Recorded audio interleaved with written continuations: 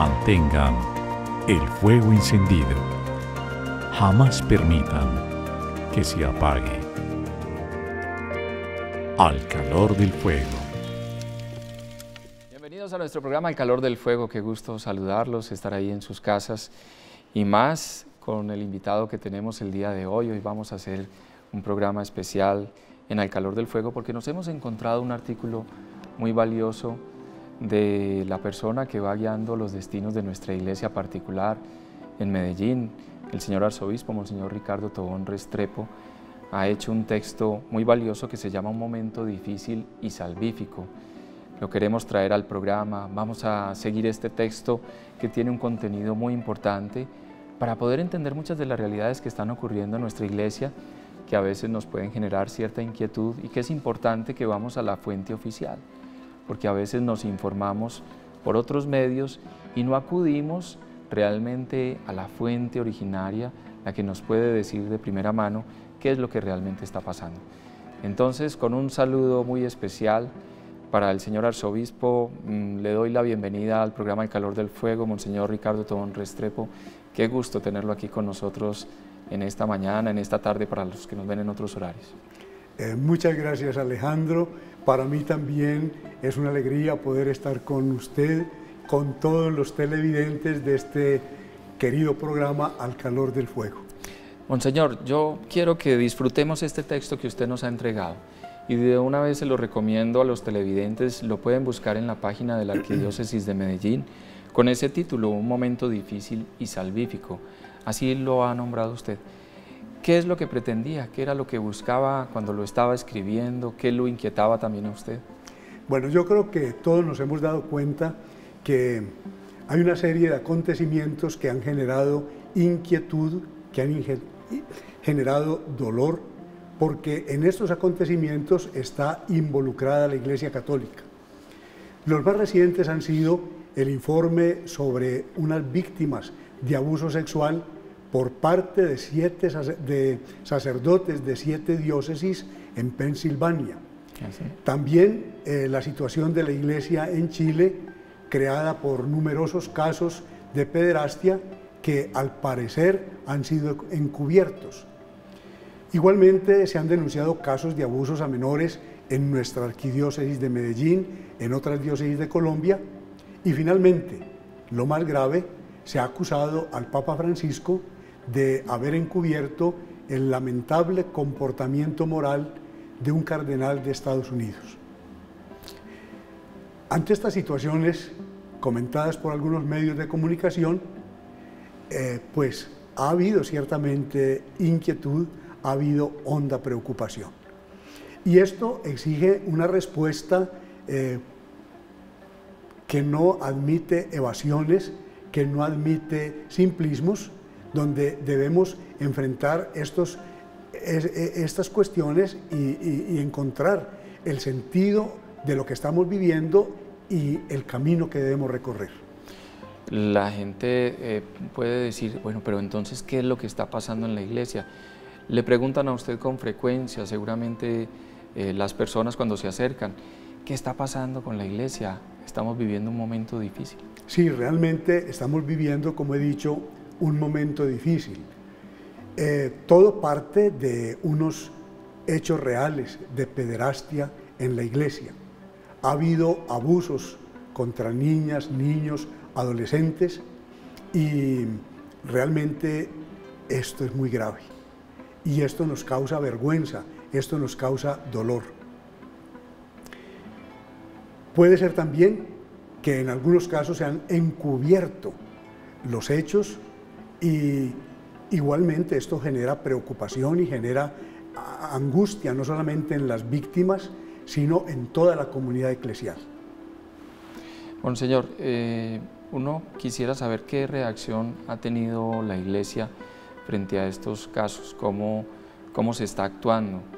Recientemente vimos una noticia en la que hay una comisión del Vaticano que está trabajando en eso, por lo menos hay una comisión que el Papa ha nombrado, que quiere hacer una especie de formación a los obispos, incluso en las conferencias episcopales.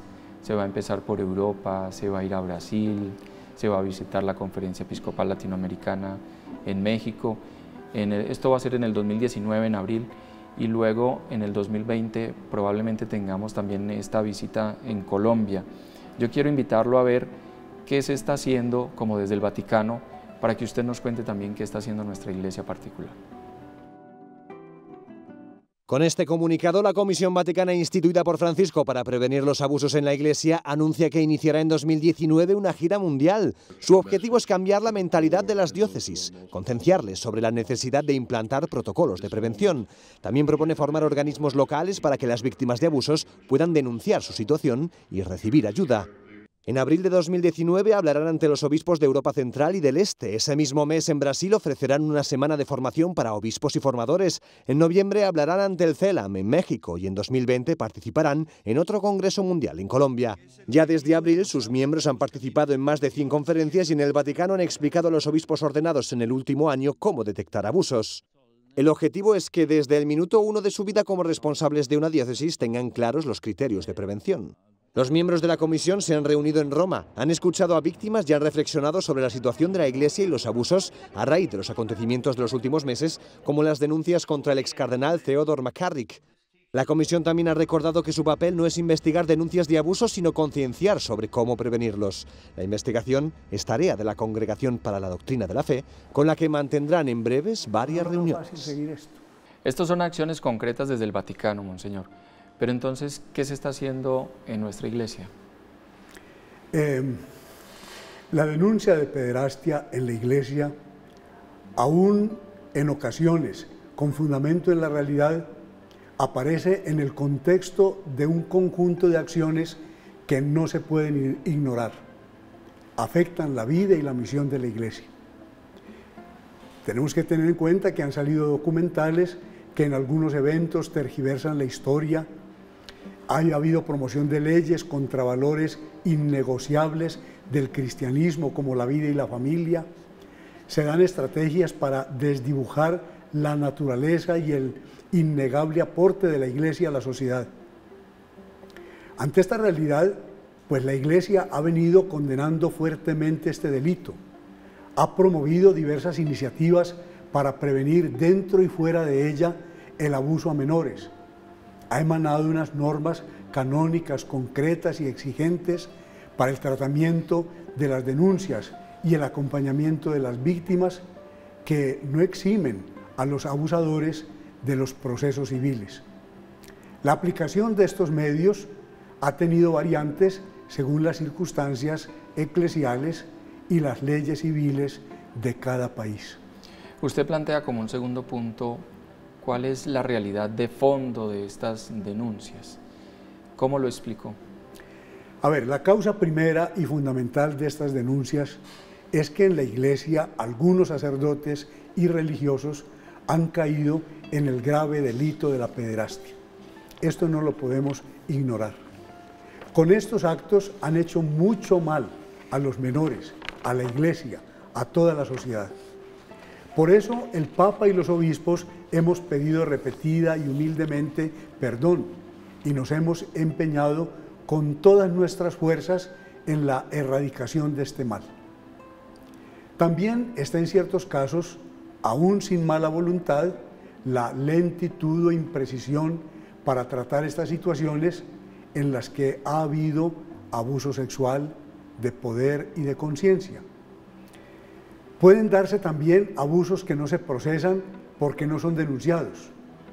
Igualmente, en otras ocasiones, ha habido dificultades procesales porque no siempre se cuenta con declaraciones y pruebas concretas, porque se reciben testimonios contradictorios, porque hay que respetar la intimidad de las víctimas y porque es preciso cuidar la reserva necesaria en las posibles investigaciones de las autoridades civiles.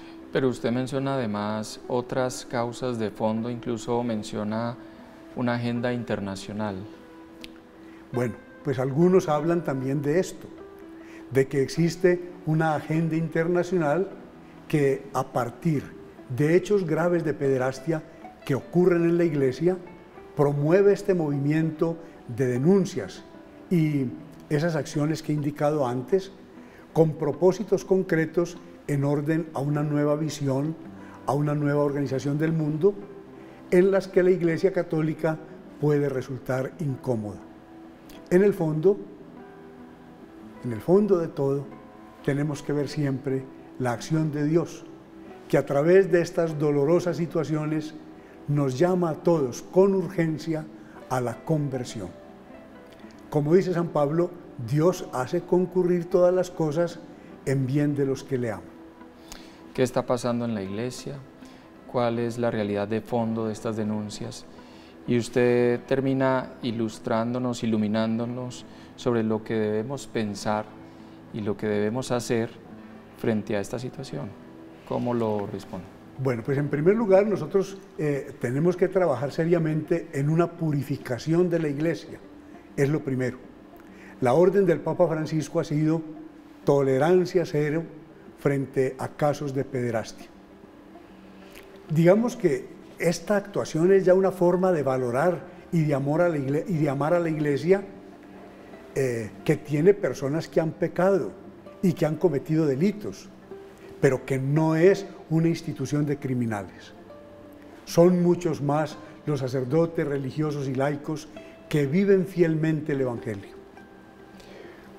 Luego tenemos que luchar por acabar con todas las formas del mal que afectan la Iglesia. La purificación de la Iglesia no es solamente erradicar casos de pederastia, tenemos muchos pecados y debemos construir una comunidad que viva con santidad, que viva con eficacia su identidad y su misión, ser signo e instrumento del amor y de la salvación de Dios en el mundo.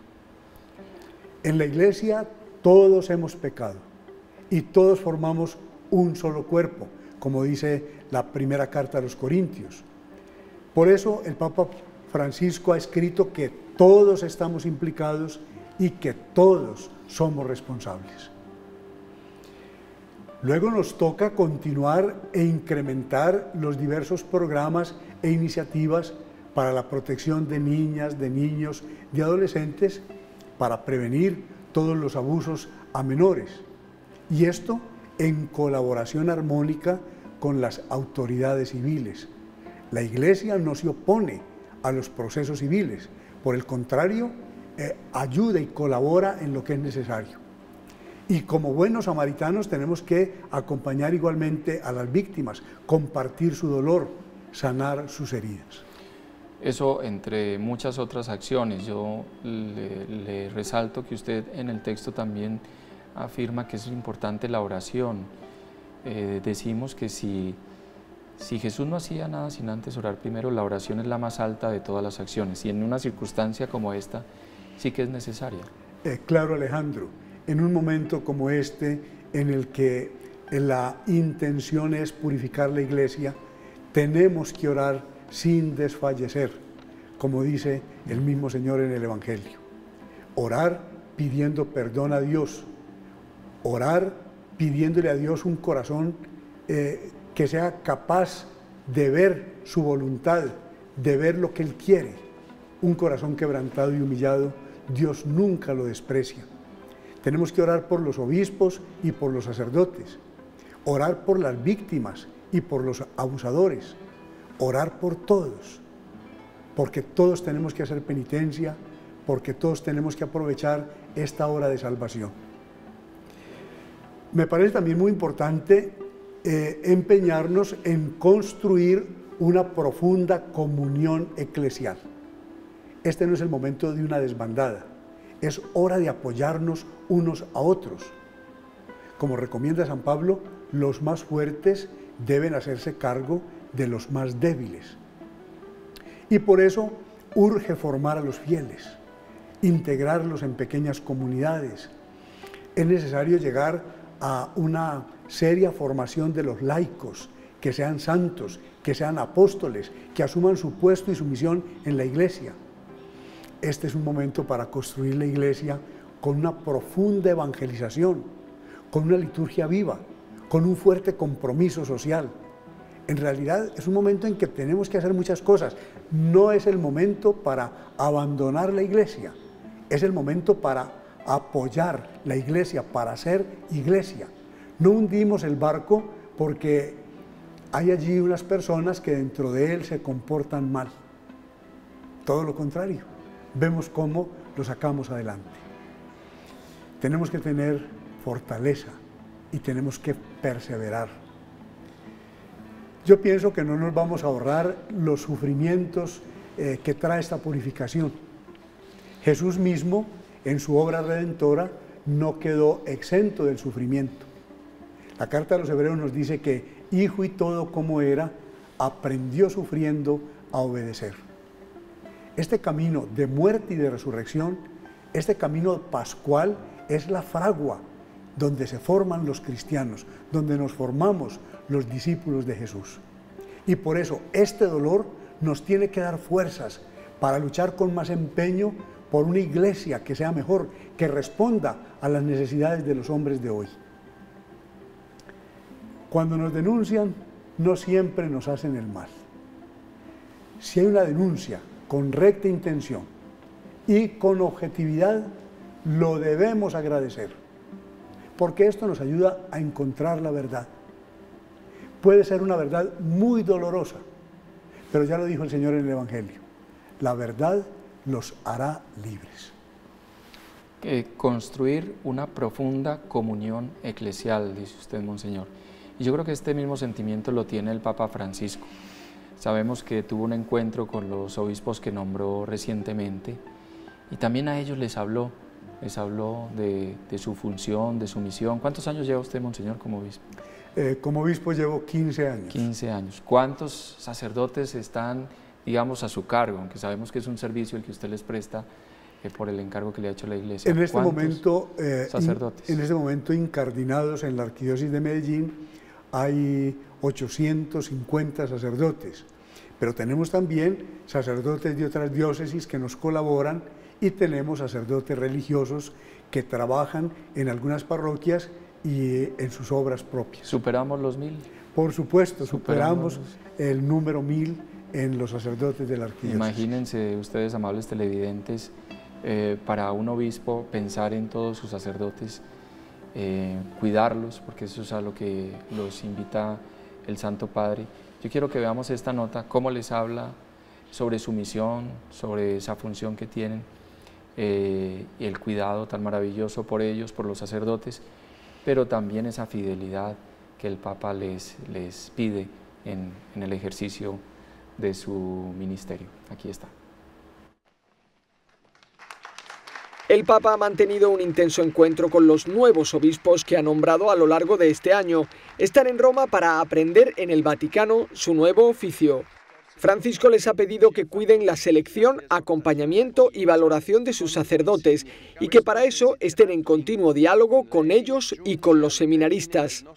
Ma le nostre risposte saranno prive di futuro se non raggiungeranno la voragine spirituale che, in non pochi casi, ha permesso scandalose debolezze, se non metteranno a nudo il vuoto esistenziale che esse hanno alimentato, se non riveleranno perché mai Dio è stato così reso muto, così messo a tacere, così rimosso da un certo modo di vivere, come se ci non fosse. El Papa les ha dicho que como ser obispos es ser sucesores de los apóstoles, se trata de una misión que no se puede hacer a tiempo parcial. Da voi si richiede non una dedizione intermittente, una fedeltà a fasi alterne, un'obbedienza selettiva. No, ma siete chiamati a consumarvi, notte e giorno. Francisco les ha pedido también que regresen a sus ciudades con optimismo y que se pregunten sin miedo qué puede hacer cada uno de ellos para que la Iglesia sea más santa. Ahí está, les deja ese compromiso. Creo que estaba también un obispo nuestro, ¿no?, en ese encuentro. Sí, había varios obispos de Colombia, tal vez unos 4 o 5 obispos de Colombia en este encuentro. Qué bien. Pues, Monseñor, no es momento entonces para la desesperanza, para sentir, como dice usted, que nos tenemos que ir, que se está acabando la Iglesia. No ese es el sentimiento que nos debe inundar. Alejandro y queridos televidentes, por supuesto que no. es un momento de gracia, es un momento de salvación, es un momento de purificación. Y por eso tenemos que mantener viva la confianza, tenemos que tener fuerte la esperanza, no podemos impacientarnos. Es preciso avanzar en la fe, en la responsabilidad. Como nunca, según la recomendación del apóstol, debemos tener los ojos fijos en Jesús. La iglesia es de Él, por eso la iglesia es más que sus miembros. Y a pesar de los pecados con los que la afeamos, ella sigue ofreciendo a todos enormes recursos para que seamos libres, para que seamos felices en esa vida nueva que nos presenta el Evangelio. Yo insisto, este es un momento de purificación, un momento de salvación, en el que se superan los pecados de pederastia de algunos y luchamos contra los pecados de todos nosotros. Es la ocasión para una profunda renovación de la iglesia. Y nosotros ya sabemos algo que Jesús nos dijo y que yo quiero dejar como palabra final. Las fuerzas del mal no prevalecerán contra la iglesia. Un momento difícil, pero salvífico. Así es, un momento en el que Dios pasa y aprovecha las circunstancias para hacernos más suyos, para hacernos más capaces de amarnos los unos a los otros, para ser un signo más auténtico de su presencia en el mundo. ¿No es la primera vez que usted escribe sobre estos temas, Monseñor? No, ya he escrito en varias ocasiones analizando distintos ángulos de la problemática, de la situación, mostrando cómo la Iglesia ha ido afrontando las situaciones y tratando de llevar a todos a un compromiso para que saquemos del mal cosas buenas. Así debe ser siempre la dinámica, vencer el mal a fuerza de bien. Y hay programas que también usted ha adelantado en la Arquidiócesis de Medellín. Aquí en el programa El Calor del Fuego hemos mostrado con mucha frecuencia el proyecto de buen trato a niños, niñas y adolescentes, que ilumina a la Iglesia, pero también a muchas otras esferas, porque no es un problema, como lo hemos dicho en tantos programas, solamente de la Iglesia. Ahí está la educación, está el deporte, donde lamentablemente tenemos estas situaciones. Es un problema humano, pero que la Iglesia reconoce que también lo vive y está haciendo todo lo posible, como dice el Papa, teniendo cero tolerancia frente a los abusos, pero también tratando de descubrir con la misericordia del Señor cómo se actúa de mejor manera.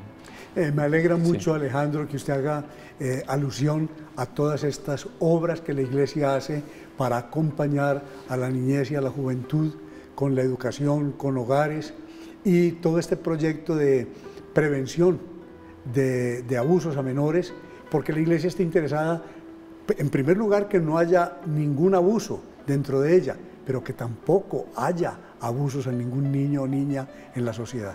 Así es. Muchas gracias, Monseñor, por venir hasta acá, por estar en nuestro canal. Esta siempre ha sido su casa y nos encanta leerlo. Usted tiene una virtud muy especial cuando habla y cuando escribe, y por eso queríamos seguir el texto, así como usted se lo ha planteado a toda la comunidad.